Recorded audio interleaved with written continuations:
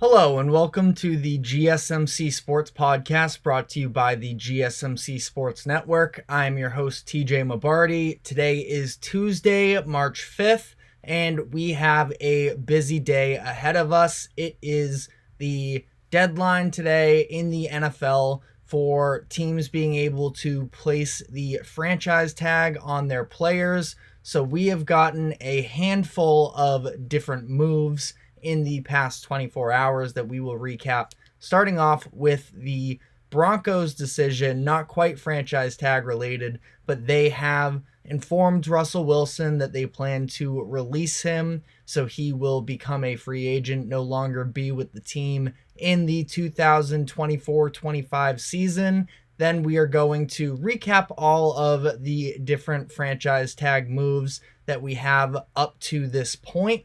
And we have quite a lot of news that has been coming out throughout the day. Might even get some breaking news as we are on air. So we will be doing that before moving on to some NBA in the second half of the show, talking about the Bucks' big win over the LA Clippers, despite having both Giannis and Chris Middleton not being available. And we had Damian Lillard step up in a really big way. And then finally, we will end off the show talking about the various games from the NBA on Monday night. But before we get into the full show, just a reminder to like and follow wherever you may be catching us. And for any of our live viewers, if you would consider leaving a tip or donation, you can do so at gsmcpodcast.net. That is gsmcpodcast.net. It'll be streaming across the bottom ticker throughout the show. Anything is greatly appreciated.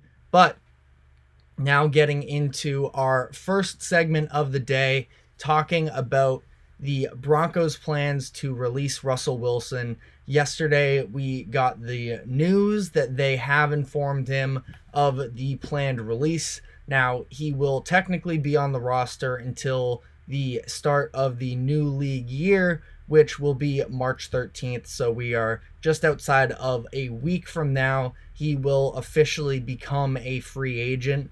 Now, this is definitely an interesting decision, a little bit controversial, not all too surprising ultimately, but this does result in the Broncos having to take on $85 million in dead money over the next 2 seasons.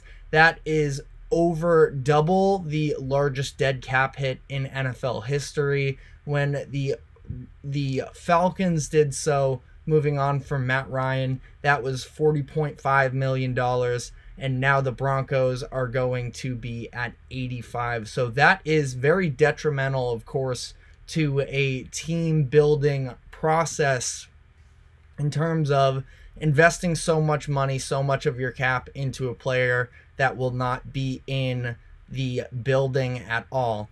And I do think that it is pretty telling that the Broncos were willing to eat this dead money, because that just shows how they felt about Russell Wilson. Now, there's a handful of different factors that play into this. It is his performance, of course, on the field, but there were a handful of various different weird stories that came out from the locker room, such as how he had his own office, and there was reportedly some sort of feeling of entitlement that didn't necessarily go all too well within the locker room.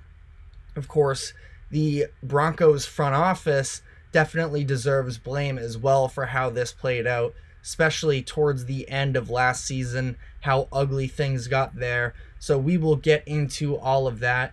If you were to be coming into this situation not having watched any of the past 2 years, and you looked at Russell Wilson's raw numbers, you would be very surprised by this.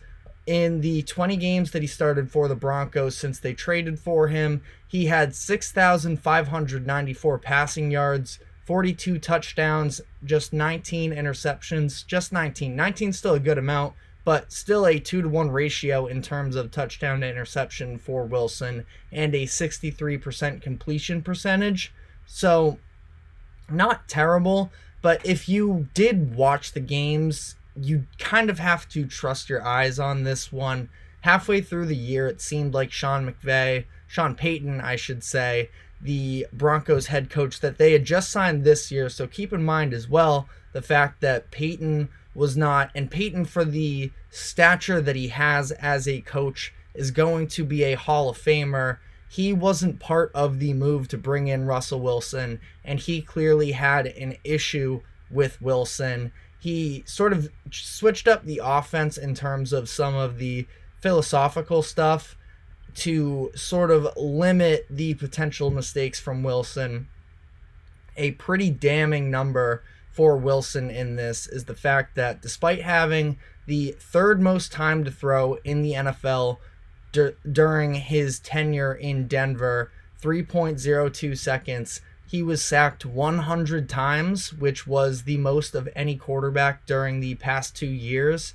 Meanwhile, his offensive line ranked 8th in pass rush win rate. So I know I just threw a lot of stats at you, but essentially to summarize that, a lot of it was Wilson holding on to the ball too long, not being decisive enough, and Sean Payton, who of course coached Drew Brees and the Saints to a Super Bowl win. Drew Brees was an excellent anticipation thrower, great accuracy, decision making, all of those things. Russell Wilson's play style, if you look at his career as a whole, he's been more of an improviser, trying to extend plays with his legs. Granted, while playing for a Seahawks team, I know during those Super Bowl years, they had some really great offensive linemen on the roster, but down the stretch of his career in Seattle, the offensive line was not very good, and he was needing to run around a little bit more.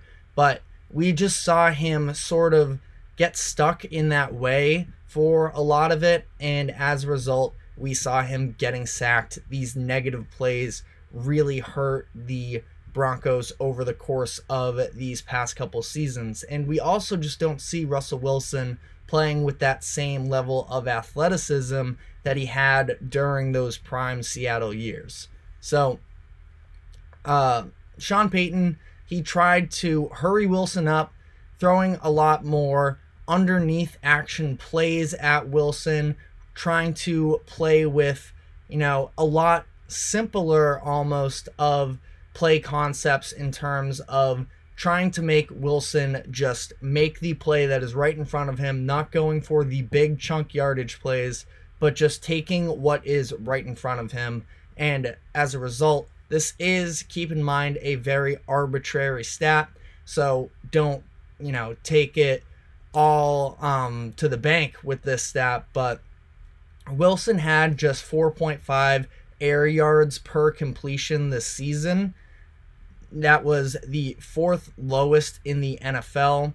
He was ahead of Mac Jones, and then Joe Burrow and Patrick Mahomes were both below 4.5 as well. So again, it's definitely not a perfect stat, but keep in mind as well the fact that Burrow was dealing with an injury, especially the calf injury earlier in the year. He wasn't very mobile. He couldn't put the same level of power on the throws, so they had to have a lot more shorter action. And Patrick Mahomes, obviously the entire storyline around the Chiefs during the regular season was the fact that he had no faith in his receivers. They were letting him down, and as a result, they were just trying to simplify things for the Chiefs receivers as opposed to the quarterback in the situation. And I do like a lot of the Broncos receiving options. Are they elite necessarily? No, but I think that Courtland Sutton doesn't necessarily get enough credit for how good he is. Jerry Jeudy, maybe not quite as good as he was necessarily projected to be coming into the league, but still a very solid player as well. They've had a variety of different tight ends as well that I think are very nice pass catchers as well. So we just saw as a result Wilson being put in this more simplified offense. He was asked to do less as far as next generation stats. His aggressiveness, they actually have a statistic for that dropped from last season to this season as well. So looking back at this Russell Wilson trade, because as much as we can criticize Russell Wilson for not playing up to expectations, the Broncos also paid a very steep price for him and then didn't do a great job of putting him in the best position to succeed. The Broncos traded 2 first-round picks last year and in 2023, 2 second-round picks, and a 5th-round pick, along with 3 different players: Drew Lock, Noah Fant, and defensive tackle Shelby Harris. Now, all of these draft picks have panned out since then. It included offensive tackle Charles Cross, defensive back Devin Witherspoon, and linebacker Boye Mafe. All of them play for the Seahawks now, and all of them have been very good starters for the Seahawks. Meanwhile, Wilson here, he got a 5-year deal worth $242.6 million from the Broncos just to go 11-19 with him as a starter and end up releasing him with all of that dead money going into the 3rd season of the deal. The offense was very bad under Wilson, and again, not entirely all on his fault. Keep in mind that they hired Nathaniel Hackett as a head coach in Denver last year, and as Sean Payton put it, it was one of the worst head coaching jobs that we've seen in the NFL in recent time, and that is absolutely true. Hackett was a little bit of a disaster, just especially considering he played that primetime game against the Seahawks and was openly had no idea how to manage the clock situation. He had to bring somebody else in to help him with that. And when that all went down, even at the time, I was saying, well, that's a very bad look. But if you are at least willing to acknowledge that this isn't your strong suit, you need some help there and focus on the things that you do well, then all power to you at some point. If you are willing to take an ego check for the betterment of the team, go for it. The issue is nothing else got better as a result either. He was fired, I believe it was 15 games into the season. So things were really ugly there to start off Wilson's tenure in Denver, and it never really got all that much better. Like I mentioned, scored just 19.3 points per game in the Russell Wilson starts. And they now, even after trying to unload Russell Wilson, they need to clear another $15 million to get under the salary cap for next year. So the Broncos are in very rough shape right now. And that is also considering the fact that there's a real chance that they're going to have to deal with some repercussions from the handling of the situation with Wilson late last year. They were still roughly in playoff contention, and they threatened to bench Russell Wilson if he didn't give up his injury guaranteed money. And I meant to mention this on the show yesterday, talking about the Combine, but the hosts of the Ringer NFL Draft Show, they were present at the Combine last week, and they mentioned on their podcast on a show at the end of last week about how when quarterback prospects Jaden Daniels and Michael Penix Jr. were asked about the Broncos, there was an awkward hesitation, and I think that the Broncos really hurt themselves in terms of public reputation, to the entire NFL community, and especially to some of the players. It is an interesting situation there. So as far as what's next for Wilson, we covered this a little bit last week after he did the interview on the I Am Athlete podcast, where he sees himself being able to compete for more Super Bowls. He specifically wants 2 more. That's likely a stretch. Priority should just be to find a locker room he can be the starting quarterback of.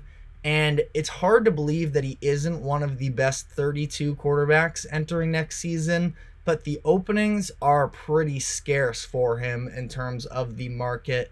The 3 teams that absolutely need to go get a quarterback next year are the Vikings, the Falcons, and the Raiders. Vikings are a little interesting. They have been heavily attached to Kirk Cousins, but CBS's Cody Benjamin put out a story this morning about how head coach Kevin O'Connell hinted at the idea that Kirk Cousins has spoke to other teams about potentially joining them and about potentially leaving the Vikings this offseason. So we'll keep you updated with all of that. Vikings could be an opening. And then there are some maybes in there of franchises that could probably use a quarterback. That includes the Patriots, the Steelers, the Titans, the Giants, and the Saints. Now, a whole lot of speculation about these teams. The Patriots have the 3rd overall pick, so if they wanted to go the draft route, they have a pick in the range of one of those top-tier quarterback prospects. The Steelers have been a team that's been sort of in the media attached to potentially going after a Wilson or after a veteran quarterback, but The Athletic reported this morning that the Steelers aren't interested in signing a veteran QB. That includes Wilson, Cousins, and Baker Mayfield as well.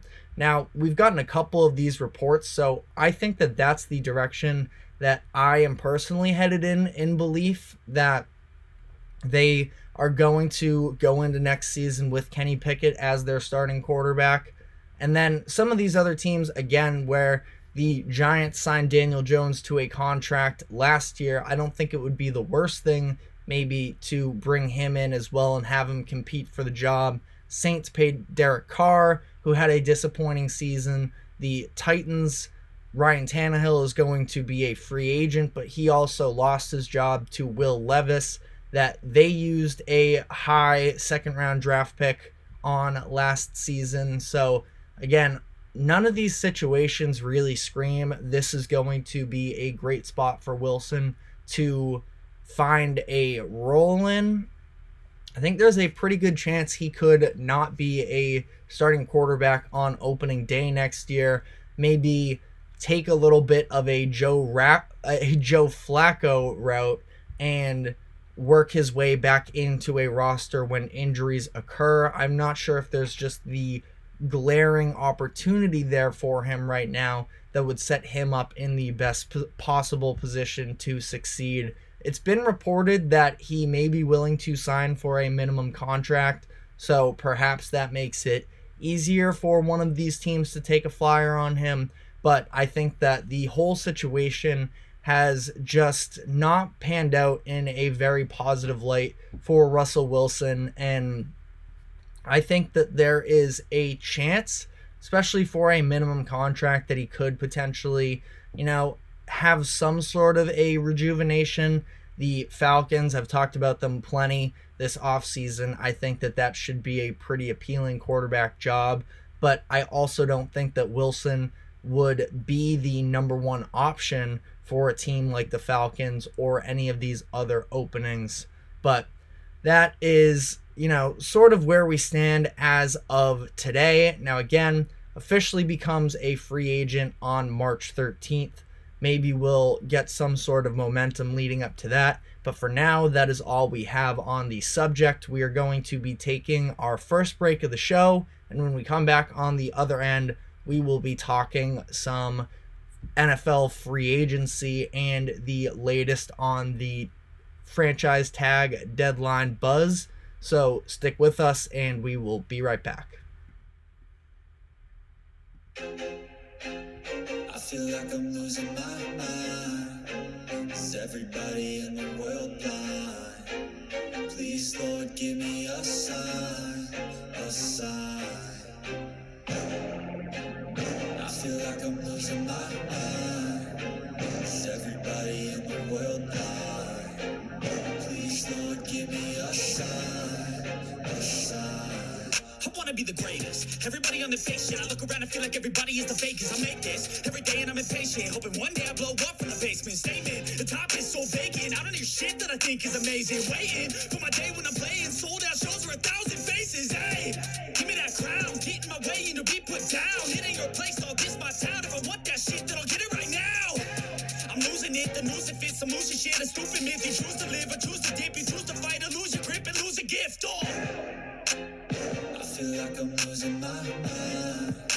Is everybody in the world blind? Please, Lord, give me a sign, a sign. I feel like I'm losing my mind. Is everybody in the world blind? Welcome back to the GSMC Sports Podcast. We just finished up talking about Russell Wilson being released from the Denver Broncos. Now we are going to be talking about the greater picture here of the franchise tag deadline that is today in the NFL. And already as we've started the show, we have some new updates. So I will try and keep you updated on everything that I am aware of at the moment and give maybe a little bit of initial reactions to some of this news. But we will start here talking about Brian Burns, who was franchise tagged by the Carolina Panthers. They did so this morning. This was an expected move. Burns just finished up his 5th season with the Carolina Panthers. They drafted him in the first round of 2019, and Burns has been a very solid player for Carolina. Was a Pro Bowler in back-to-back seasons in 2021 and 2022. Now, this past year, he had a little bit of a down season in most categories, but he is still a very effective player. It is interesting to sort of see how this will all play out because the Panthers and Burns tried to negotiate a contract last offseason, but especially coming off of Nick Bosa's record-breaking deal that he signed with the 49ers, Burns had his sights set on a higher price than the Panthers were willing to pay.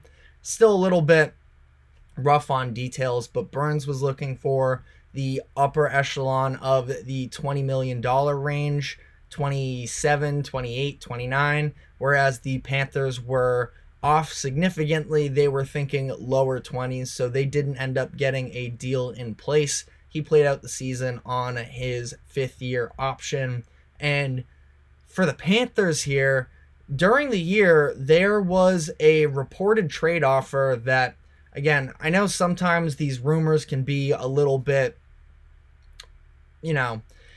made up a little bit at times. There's always some sort of game that is played, I feel like, between front offices and with player agencies sometimes. You see it a ton in the NBA. NFL maybe not quite as much because I feel like a lot of the time the trade market isn't quite as, cutthroat.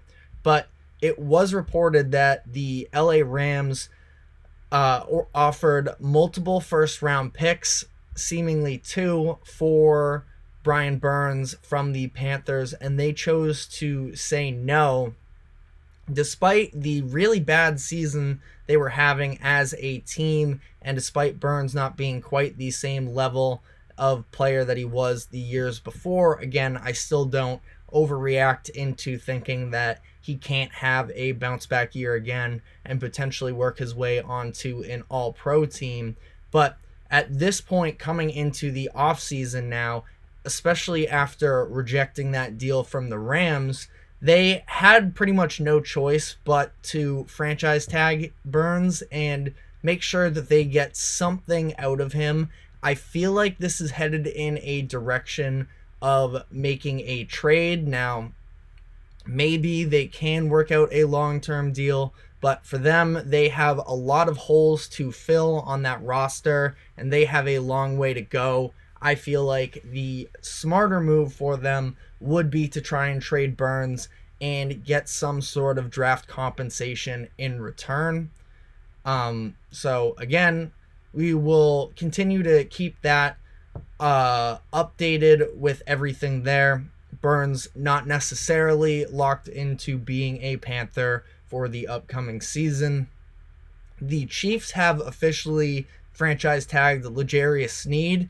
Now, they did so on a non-exclusive tag, which means that he can negotiate with other franchises and potentially work out some sort of a situation where if they were to do a tag in trade, that he could sort of have a more of an idea, I should say, in terms of a contract extension once that trade goes through. Now, the Chiefs have talked about how they would prefer to keep Sneed for the upcoming season, but based off of their offseason needs here, a lot of defenders being upcoming free agents, Chris Jones being the most pressing one, who they have come out, Brett Veach has their general manager, and said that Chris Jones is their top priority, that Sneed may not be on the roster next year.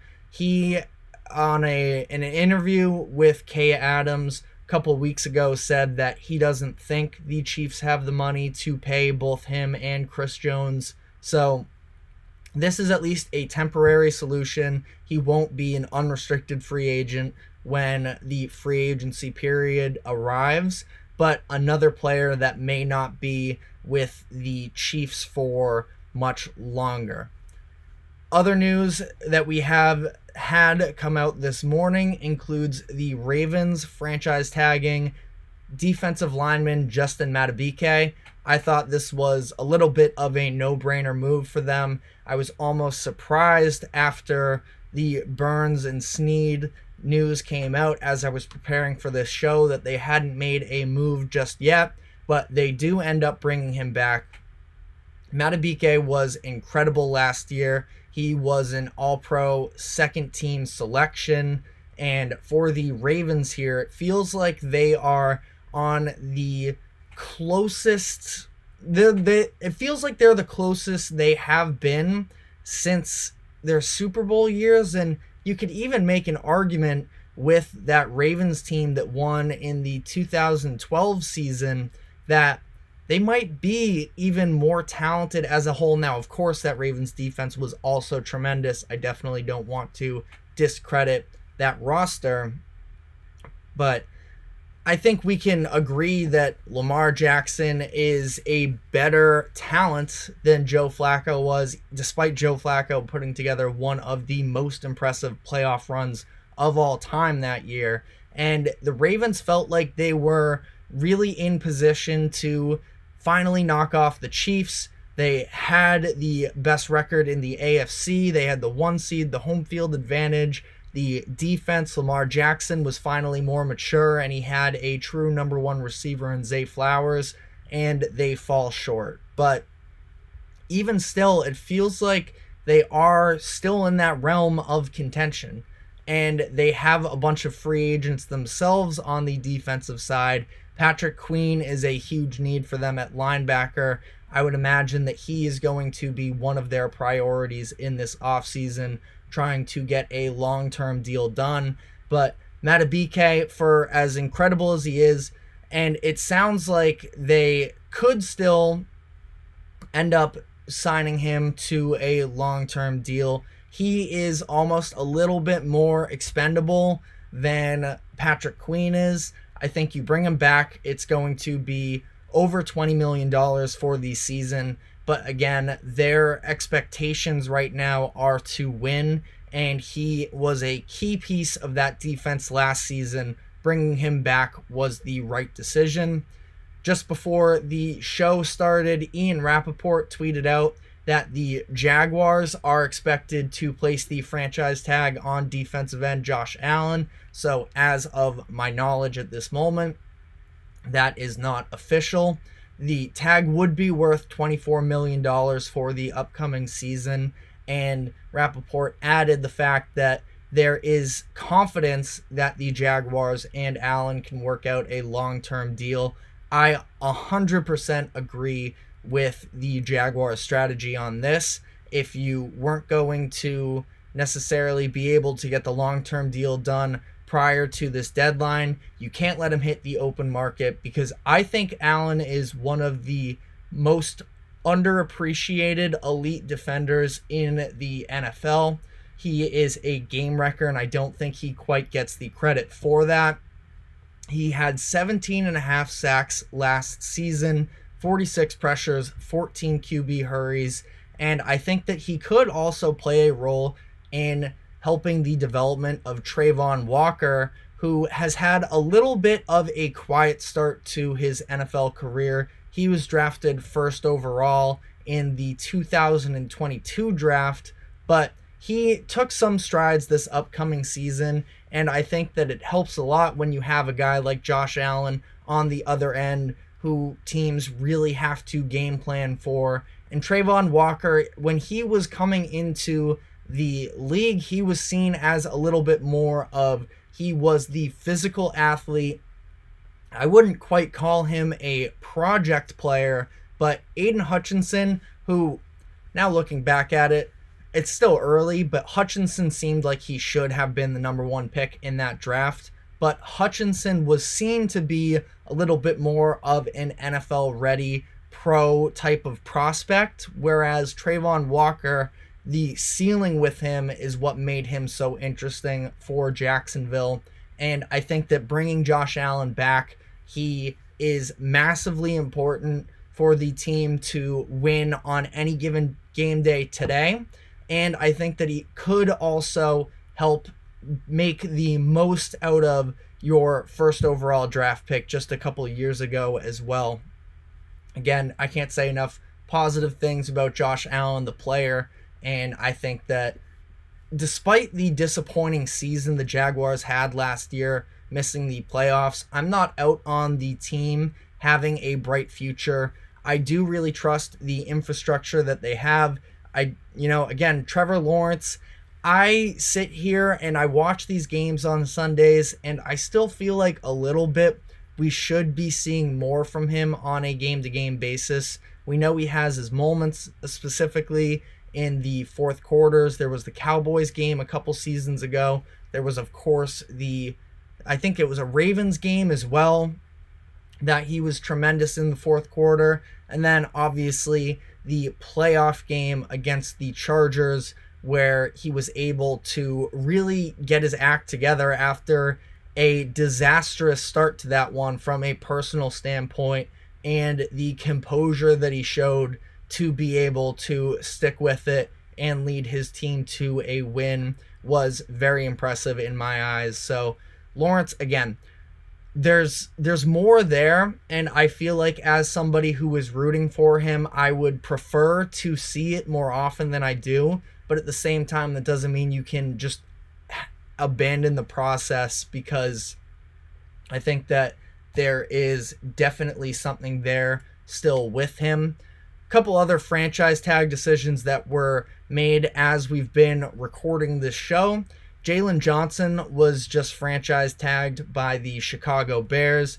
The defensive back had a very nice season for himself last year, and the Bears are looking to try and make themselves a more competitive team this year. I think that head coach Matt Eberflus, his job is on the line. General manager Ryan Poles, his career with the Bears fully lies on the decision that they make with the number one overall pick this year, and ideally, getting stringing some wins together in a way that they haven't been able to over the course of the past couple seasons. So I think that this deal makes sense. The Patriots placed the transition tag on safety Kyle Duggar. This means that he's a little bit of a restricted free agent. Again, I'm not extremely familiar with the transition tag, but essentially it's a deal that would be the average of the top 10 players at his position, and the Patriots will have the chance to match the salary of any contract that another team offers Kyle Duggar. I'm a big fan of Duggar. I think that he was one of Bill Belichick's few hits in the recent drafts. I think he's a very nice player. I was curious to see how they were going to treat him this offseason, especially given the fact that Jabril Peppers stepped up and made a massive leap in terms of a guy that was once highly touted as a really all-around guy when he played football at Michigan, has bounced around since then, but found a home in New England. And I would prefer, as a Patriots fan, that they keep both Duggar and Jabril Peppers. We will see what Duggar is able to potentially get himself out there in free agency. So we will keep you updated with that nature. We have one specific non-move that is definitely making waves on the internet today, and that is the Giants not using the franchise tag on Saquon Barkley. This isn't really a surprise. It's been talked about for a couple weeks that there were no running backs that were expected to be franchise tagged by their rosters this season, and Barkley goes into unrestricted free agency for the first time of his career, along with a very talented running back free agency class. So it's going to be definitely interesting to see how well he fares along with his peers, because of the fact that there are as many talented guys as there are in the open market this year. And I think that it is definitely could dilute the value of each individual player a little bit. But I think that Barkley and his time with the Giants, it just came to a point where they should be parting ways. Now, I know that Giants fans definitely don't want to see him end up in the jersey of a rival, but that's definitely a real possibility. I think that the Eagles and Cowboys are both going to be looking to add running back talent in the free agency class. So we will see with that. A couple non-franchise tag moves here, but sort of adjacent, is the fact that the Buccaneers and Mike Evans were able to come to a contract agreement. It was worth 2 years, $52 million.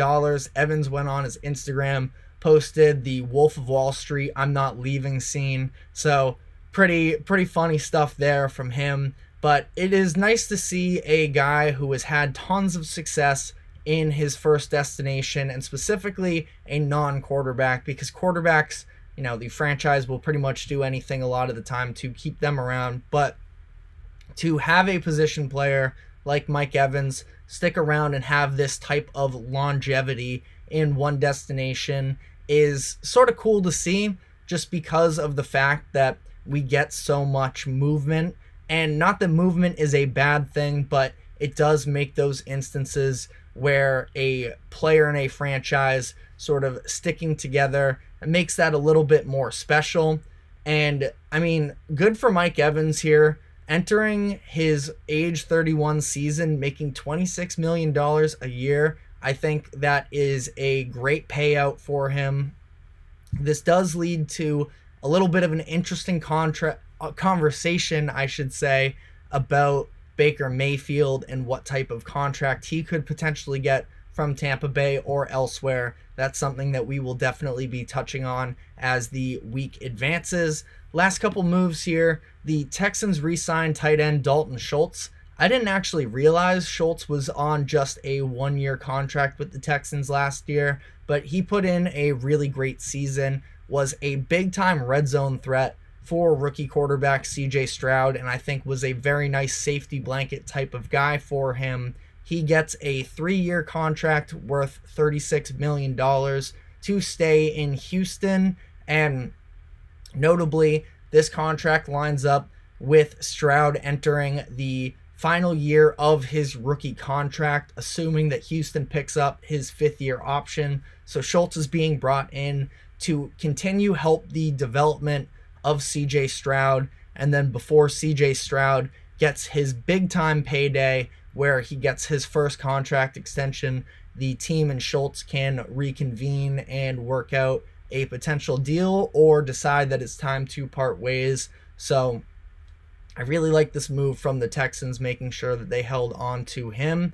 And then final note here, not free agency, but Jason Kelce held a press conference yesterday and announced that he is officially retiring. If you haven't seen the clips, I definitely recommend going to check them out. It was very emotional, very wholesome, and again, not all too much of a surprise. There was a lot of speculation dating back to their playoff loss against the Buccaneers a couple months ago, but he said he wasn't in the right time and place emotionally to officially make that decision. He is officially retired from football, but I would definitely bet that he won't be going anywhere necessarily in the eyes of the National Football League attention. He has built up a really great brand for himself. He is an incredible personality, and whether it's continuing on with his podcast or potentially making his way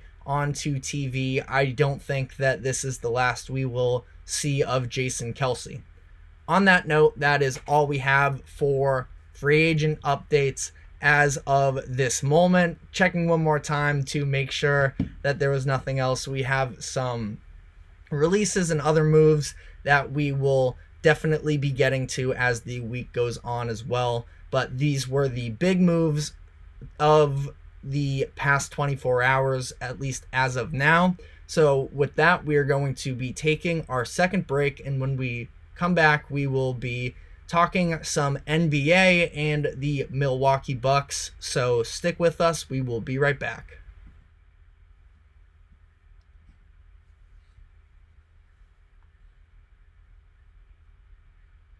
For the best and latest podcasts available anywhere, go to the podcast app on your cell phone and type in GSMC to access free content-rich podcasts on health and wellness, book reviews, sports, entertainment, relationships, social media, movies, technology, finance, and even weird news. Subscribe and download the GSMC Podcast Network's family of shows, available everywhere podcasts are found. Welcome back to the GSMC Sports Podcast as we head into our third segment of the day, talking about the Milwaukee Bucks, who last night came back in the second half to defeat the LA Clippers, and they did so without the help of Giannis Antetokounmpo or Chris Middleton. They both missed this game. Giannis came out and warmed up prior to the matchup, but was dealing with some soreness that the doctors decided that it was not good for him to play through it. So he ends up missing this game, and we saw a really nice first quarter from Damian Lillard. I believe he was at 15 points when the first quarter wrapped up. He was really impressive in the first quarter and all night as a whole, where he was able to get it done on all three levels. But, after Dame played all but the final 45 seconds of the first quarter, we saw the Clippers start to pull away from the Bucks in this one, where outside of the Dame creation himself, it didn't seem like there was very much going on offensively for the Bucks, but they were obviously able to turn this one around if you look at how this game played out, the Bucks trailed by 15 in the third quarter after Harden hit a step back three with 4:59 left in the third quarter. And the big thing for the Bucks in this one was starting to play defense, where through the remainder of the third quarter, after that 4:59 spot, they held the Clippers to just 3 made shots in the final 5 or so minutes. They climbed back into the game from there. They trailed by 6 points with 5:33 left in regulation, and from that 5:33 spot until the 1:41 mark, they held the Clippers scoreless and went on a 15-0 run to take control of this game. Lillard, like I mentioned, 15 points in the first quarter, and then it was the third quarter as well, where he got himself going again. He finished with 41 points on a nice efficiency game of 12 of 22 from the field. Dame is somebody who was really staggering for a bit there, especially going into the All-Star break. From the start of 2024, the new calendar year, to that All-Star break, he was shooting 40% from the field, 29% from three, so was really struggling. But since then, he is averaging 23.7 points per game, 6.5 assists on 43-40 shooting splits. So Dame, he is still at 42% from the field on the season, which is the third worst field goal percentage of his career. But I think that it's trending in the right direction. You also have to keep in mind, Lillard was in an offense for a decade of him being the sole guy for his team, taking on that role of the go-to scorer on pretty much every single possession. And there is a real adjustment period that takes place when you move on to play with a guy like Giannis. I know that it takes a lot of pressure off of a superstar player on that offensive side of the ball, but there's also just a fit that sort of comes into play, especially, again, was playing in a Portland system that was all about him for his longest time. It was a completely new environment there in Milwaukee, and it's good to see him taking some steps in the right direction. I think that there is a little bit of an elevated sense of pressure on Dame because of the fact that in that trade that Milwaukee acquired Dame, it resulted in the Celtics being able to get Drew Holiday in the open market. And maybe that's unfair for Dame, considering this is his age 33 season. He turns 34 right after the year wraps up. But the fact that their number one biggest threat in the conference was able to get your starting point guard because you wanted to go out and get the star power in Lillard, it just adds a little bit of a level of complexity to this whole situation. And I think that all of us, Dame has done nothing. I know that it can get a little bit corny sometimes, the jokes about running from the grind and all that went on during Dame's first part of his career, but there is real loyalty that he was putting into a Trailblazers organization that sort of came short in putting together a real contender around him.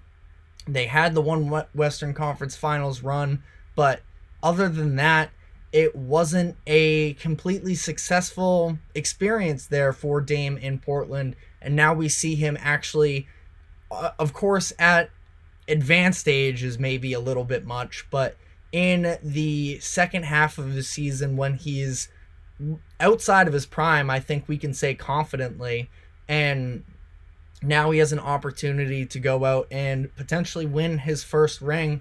And like I mentioned early in this game against the Clippers, I was feeling concerned about the Bucks' ability to get looks on offense when it wasn't Lillard creating. Again, this is a game without Giannis, so maybe at that point too, like, this wasn't going to be an overreaction segment if the Bucks had lost this one to the Clippers, but the fact that they were able to pull it out was very encouraging, and they were able to do so in large part because Bobby Portis took over in this one. He came off the bench. He took 18 shots, which was second on the team. It was tied for the second most shots that he's taken in a game all season. He went 12 of 18, scored 28 points, and was really instrumental in that final stretch down the end of the fourth quarter, where with just over a minute left, the Bucks were up by 5 points. He posted up Kawhi Leonard, obviously the Kawhi Leonard, one of the generational defenders, maybe a little bit older now, but still a very solid defensive player, and he got a hook shot to go over him, and then the very next possession, after a defensive stop, He knocks down a corner three. That was the dagger under a minute left, put them up by 10 points. And he played incredible for them. That little push shot that he has was really working in this game. And I love Bobby Portis. I think the energy he brings to any given game is so much fun to watch. I think that a lot of the time it's infectious. It's no wonder why they call him the mayor of Milwaukee. And why the fans love him so much, because he's crazy. His whatever sprint that he did in one of the games, that probably only hits for a little bit of a niche category there, but he's reckless in the best way possible. And I think that he is a really crucial piece of this Milwaukee team where, listen, chances a team beats you if Bobby Portis scores 28 points is probably pretty low. He also had 16 rebounds in this game as well, so he was massive for them. This puts the Bucks now at 6-0 following the All-Star break. They are one of the 3 teams that are undefeated since the All-Star break. It is them, the Celtics, and the Nuggets. And the key for them has been on the defensive side of the ball. This is what we've been talking about with them all season long, and they are really sort of starting to get their act together on that side of the court, where they, on this 6-game win streak, are holding opponents to an average of just 98.7 points per game. That is incredible. And even when the Bucks were struggling in terms of the win-loss column under Doc Rivers, we were seeing some improvements on the defensive end. So I think that the Bucks are absolutely trending in the right direction. I thought that some interesting quotes came out, not to overreact to or anything, but Patrick Beverley has his own podcast, and he talked about a conversation he had with Damian Lillard about defense, and Dame said to him, quote, "I play defense when I have to, but I've been in situations when I ain't have to." And this is true. It's hard to imagine a situation in basketball, really, where you don't have to play defense. Now, Dame was one of the highest usage guys in the NBA as far as what he was asked to do offensively a lot of the time in Portland. So there's a little bit of a defense there, and I'm not overreacting to the quote as a whole. I think that we are yet to see Dame be a real great defender, and he doesn't even need to be a great defender. He just needs to be good enough. I think that the defense, again, is definitely moving in the right direction, but there are a lot of guards that could potentially get to the Bucks come a playoff run. Between, you look at Cleveland and the way that they're powered, Jalen Brunson and the Knicks, should they ever get fully healthy. Tyrese Halliburton could make for an interesting matchup, and we saw how some of these matchups between the Bucks and the Pacers have gone. Especially a big part of that has been the fact that for a lot of the year, the Bucks' transition defense was really bad, and the Pacers like to run more than anybody else. So, again, it's not they are locked them in to the finals or anything along those lines, but I really like the way that this defense has been able to come together. I saw a tweet according to StatMuse, the lineup of Damian Lillard, Malik Beasley, Jay Crowder, Giannis, and Brook Lopez is second in defensive rating out of any lineup since Doc Rivers has taken over for the Bucks. I still feel like Malik Beasley, he's having a nice season, shooting well from 3. He did not shoot well last night, didn't score, didn't knock down a shot until late in the third quarter, but he still can be pretty easily exposed, I think, on the defensive side of the ball. He had a couple really tough possessions against Harden. Now, Harden is obviously a very tough player to guard, so it's hard to kill him too much for that. But I do think that Beasley can still be taken advantage of on the defensive side of the ball for a lot of these playoff caliber teams. And I think that, if you are bigger, quicker, the Bucks just don't really have elite perimeter defense.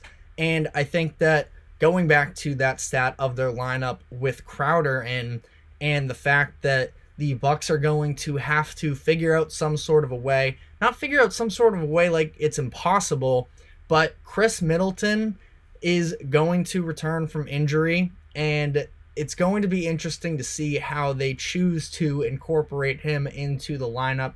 He has missed the last 11 games for the Bucks with an ankle injury dating back to early February. We just know Middleton is not the same two-way player that he was when he was one of the best players on the Bucks during their 2021 finals run. And he's not better on either side of the ball than he was at that point. He's dealt with tons of injuries, and just the lateral quickness with him and being able to guard the guys to the level he was when he was in his prime is not the same. So I am very curious. Is there a chance that we see Middleton coming off of the bench? Maybe it's not even that. Maybe it's just in big time when you need a defensive stand, he's on the bench. I also feel like Malik Beasley, again, not the best defender. Maybe he's the one on the bench. I don't know. These are just questions that I'm sort of asking out loud to try and figure out how they could potentially make this work. Again, make this work. They are playing really good basketball right now. Again, they're shaping into a real threat in the Eastern Conference, despite everybody panicking when they were 3-7 under Doc. As we know, it was about them changing the way that the team played as opposed to winning regular season games at a higher rate. But now they're still not win percentage better than where they were with Adrian Griffin as their head coach, but they are back in the 2 seed. I expect that's where they're going to be when the playoffs start. And I think that they probably don't care all too much what seed they're at. I think it is best for them to avoid playing the Celtics in the playoffs for as long as possible. But this is a team with a lot of players that have been in big moments before, and ultimately, I don't think they're going to be scared of any other team. I don't think Giannis is ever scared of any other player when he is on the court. Going back to some bigger picture stuff here with the Bucks, maybe not all too, large scale, but I didn't like when Doc decided to abandon the playing time of some of their younger players. Marjon Beauchamp and Andre Jackson have both pretty much fallen out of the rotation, but thought it was interesting. Maybe it's just a, one game thing, but AJ Green was getting closing minutes for them. Now, obviously injuries as well, but he is just a strict 3-point shooting threat. You can't leave him open. He knocks down 44% of his threes. And for playing a Clippers team last night that loves to hunt mismatches and abuse them, he held up fine. Doc Rivers was willing to trust him in the big moments, and they didn't get hurt for it. So AJ Green, not somebody their season is going to rely on, and ultimately I may be wasting my time talking about it, but I think that he's proving to be a pretty nice option for them, where obviously during the first part of the season, their offense was tremendous, their defense was terrible. We see them starting to shift more so to defense. Their offense struggled in that first part of the Doc Rivers tenure, but AJ Green is a nice option, and I think that he could be somebody that, just could be a heat check guy, which is somebody I feel like any team can benefit from in a playoff series. So ultimately for the Bucks here, again, moving in the right direction, and it doesn't mean that they should be locked into any sort of a final spot just yet, but I think they are doing a lot of the right things right now to take the steps towards being more of the version that we thought we would see of them coming into the year. Now, we are going to be taking our final break, and when we come back on the other side, we will be talking about the remaining games from last night's matchups in the NBA. So stick with us, and we will be right back.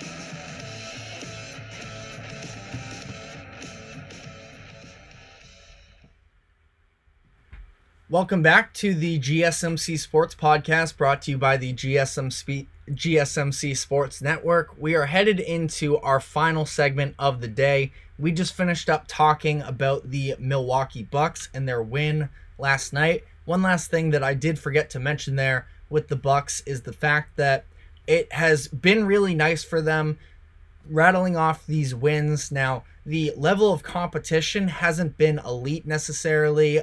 A handful of matchups against the Hornets, a depleted 76ers team, a Bulls team that isn't great necessarily either. Definitely don't want to discredit them by any means, but point being, they are supposed to have a very tough stretch ahead of them. It starts this upcoming week where they are going to have games consecutively against the Warriors, Lakers, Clippers, Kings, all on the road.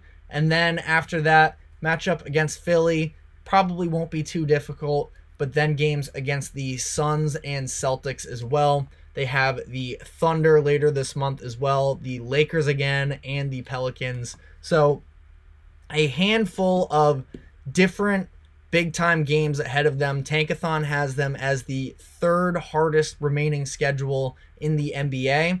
So definitely going to be a big month in terms of them getting their roster, not their roster necessarily, but getting some more battle-tested matchups against teams they could be playing in the playoffs. I think it's honestly beneficial for them. It's not about the wins and losses for them. It's about the style of play that they have. But on that note, we are going to be talking about the rest of the games from Monday night. I guess I will briefly touch on the Clippers here, as they were obviously on the other side of the Bucks game last night. I wouldn't overreact to it necessarily. This is a Clippers team that had just gone up against the Timberwolves the night before. This was second night of a back-to-back on the road against two playoff teams. And the game on Sunday night against the Timberwolves was an absolute rock fight, a low-scoring game, both teams under 90 points, under 40% from the field, and I thought that it was really impressive that the Clippers were able to pull that one out against a defensive force like the Timberwolves, because that's sort of where my concerns lie.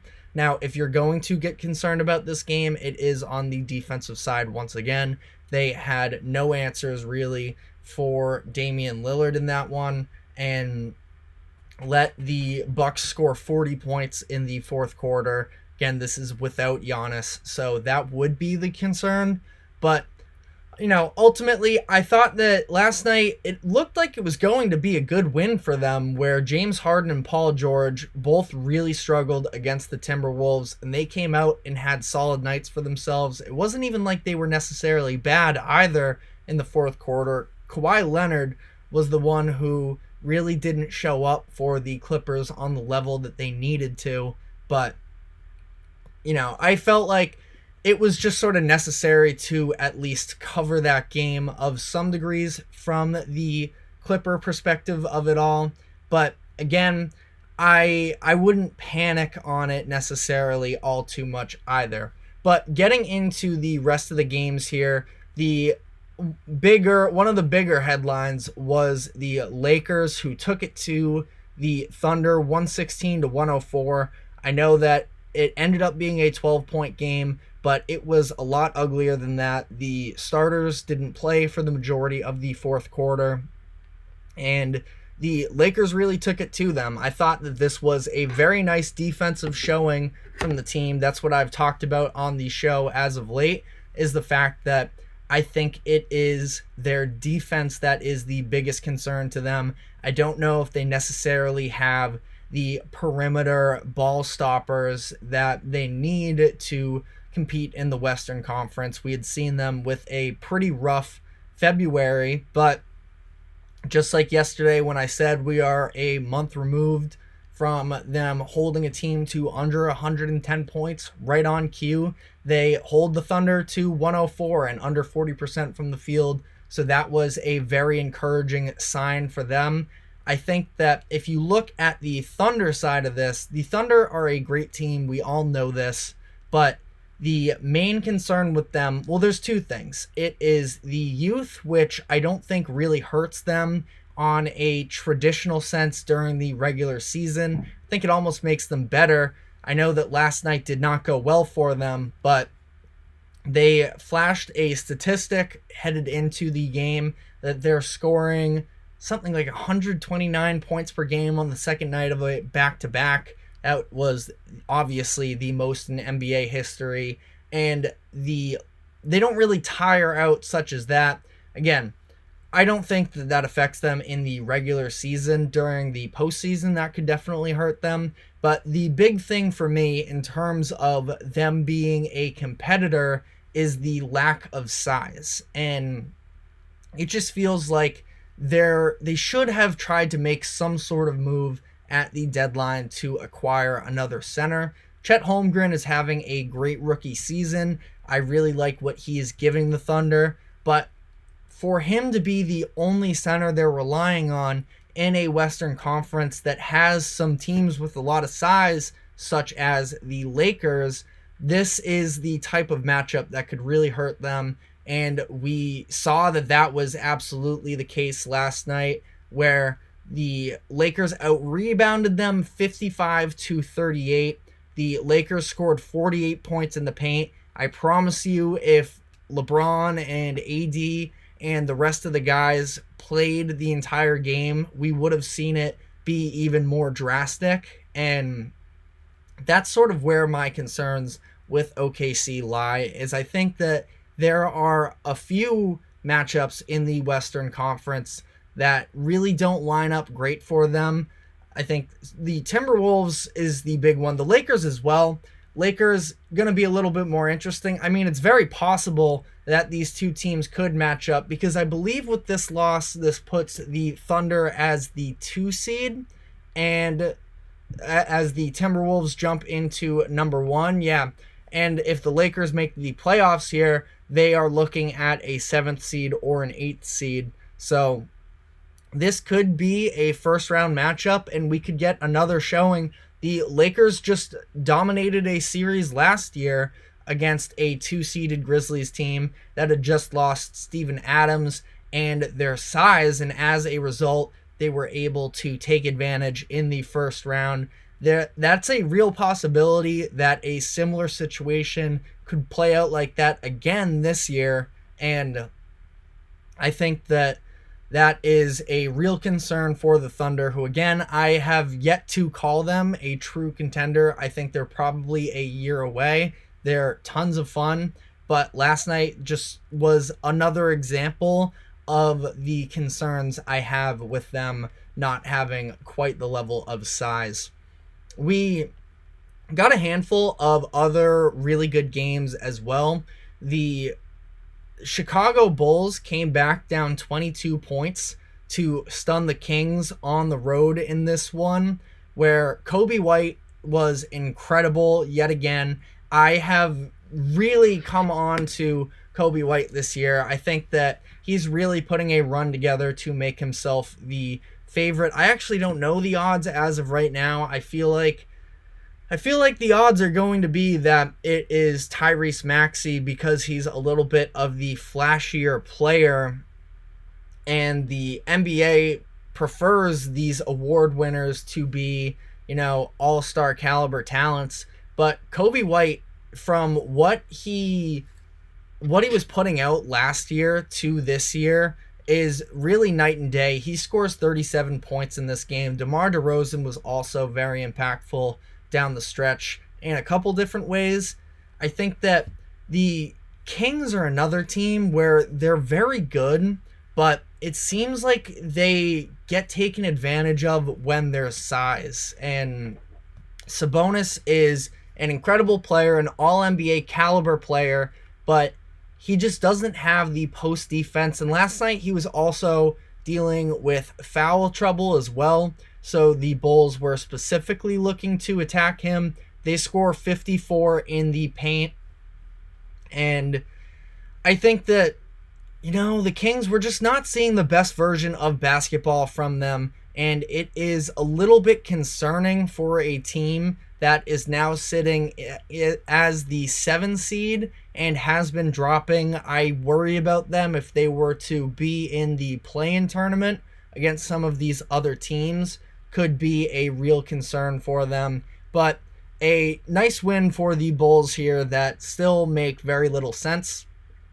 The next game here that I really thought was a good matchup was the Grizzlies and the Nets. And I know that it's not the sexiest matchup in terms of playoff picture or anything like that, but I'm just addicted to the Grizzlies, I think, in terms of they just play so much harder than every other team, and they're not great, but it's really refreshing the efforts that they put in and the way that they were able to come away with this game. They were dealing with 10 injuries again. They're always dealing with injuries. They were relying on some guys that haven't necessarily gotten big-time minutes for them. Jake LaRavia, who was a first-round pick a couple of years ago, he played in just his 17th game this season, and he provided a pretty good output for them, was dealing with foul trouble early, but stuck in the game.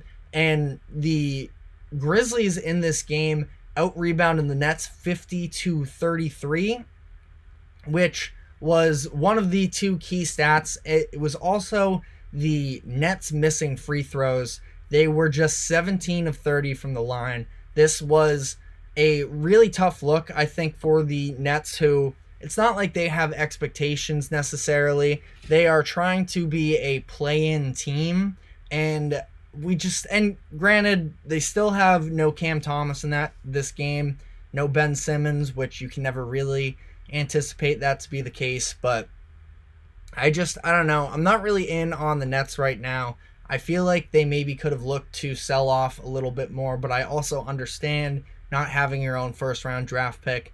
They are in a very tough situation to manage as a whole. So I guess that's all I have on that game. The Wizards and Jazz game went down to some clutch minutes as well. My only notes on that, Jordan Poole came off the bench, had a really nice scoring output. He was at least at 32 in this one. He finished with 32 exactly. And that's the thing, is down the stretch, he just really disappears in terms of being an effective player like that. And he's cool in the open court when there isn't quite as much pressure. The game's moving at a fast pace.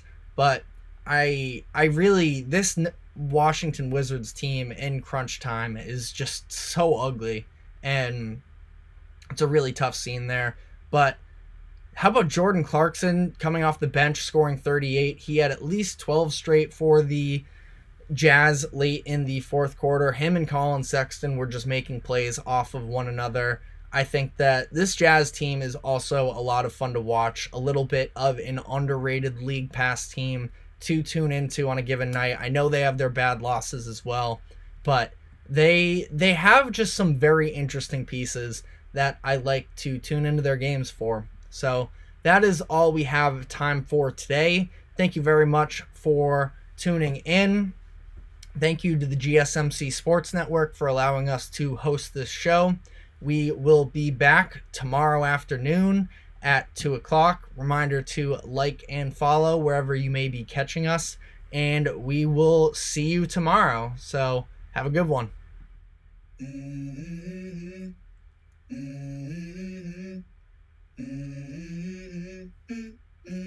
Let's go. I wake up to a little bit of drool on my pillow, feel like it's gonna be a bad day. Yeah, I'm tired of shit, and the coffee ain't hit yet, damn ain't that